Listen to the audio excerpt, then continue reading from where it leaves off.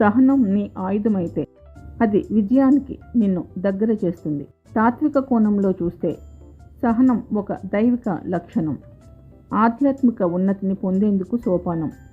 క్లిష్ట సమయాల్లో ఆలోచనాపరంగా స్థిరంగా, ఉద్రేకానికి లోను కాకుండా ప్రశాంతంగా ఉండడం, చుట్టూ ఉన్నవారిని ప్రశాంతంగా ఉంచగలగడమే సహనం వహించడం అంటే.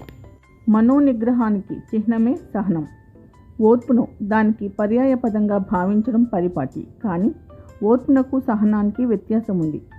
ఓర్పు సహనానికి సంబంధించిన ఒకానొక లక్షణం. ఉదాహరణకు, అన్యాయానికి లోనైనా తట్టుకొని నిలబడడం, కష్టాలు వచ్చినప్పుడు భగవంతుడిపై భారం వేయడం వంటివి ఓర్పు లక్షణాలు. కాగల కార్యాన్ని కాలానికి వదిలేయడం ఓర్పైతే, ఆ కాలాన్ని తనకు అనుగుణంగా మలుచుకోగల నేర్పు సహనం. మనిషికి విలువైనదేది తొందరగా దక్కదు. లక్ష్య సాధనలో ఆటుపోట్లు తప్పవు. పరిస్థితులను సమర్థంగా ఎదుర్కోవాలన్నా, సంబంధ బాంధవ్యాలు సక్రమంగా కొనసాగించాలన్నా సహనం అవసరం. అహం తప్ప ఆలోచన లేని దుర్యోధనుడి వక్రబుద్ధి, కోరి చావును ఆహ్వానించిన శిశుపాలుడి వాచాలత వంటివి అసహనానికి తార్కాణాలు. దురదృష్టవశాత్తు నేటి సమాజంలో అసహనం అనేది ఒక సామాజిక జాడ్యంగా మారి అనైక్యతకు, అశాంతికి మూల కారణం అవుతుంది. దిగజారుతున్న మానవీయ విలువలకు కూడా సహనాన్ని కోల్పోవడమే కారణం. ప్రతి మార్పునకు ఒక ప్రామాణికమైన సమయం అవసరం. దానికోసం వేచి ఉండడమే సహనం. భిన్నాభిప్రాయాలను, ఇతరుల ఆచార వ్యవహారాలను గౌరవించడం, సానుకూల దృక్పథంతో వ్యవహరించడం, సావకాశంగా వినడమే సహనశీలత.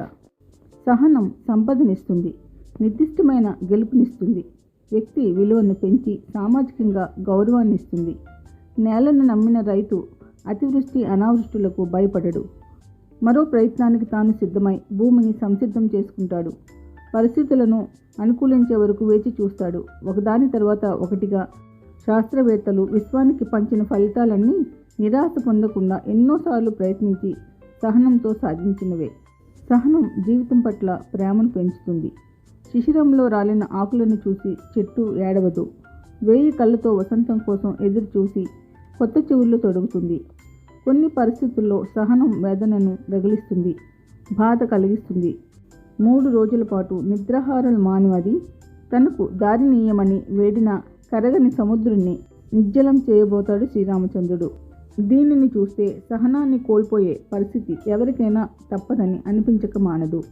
అన్నీ మనకు నచ్చినట్లు జరగవని ఒప్పుకోగలిగి సంయమనంతో లభించిన దాన్ని స్వీకరించాలి. ఇది అలవరుచుకుంటే మనిషిలో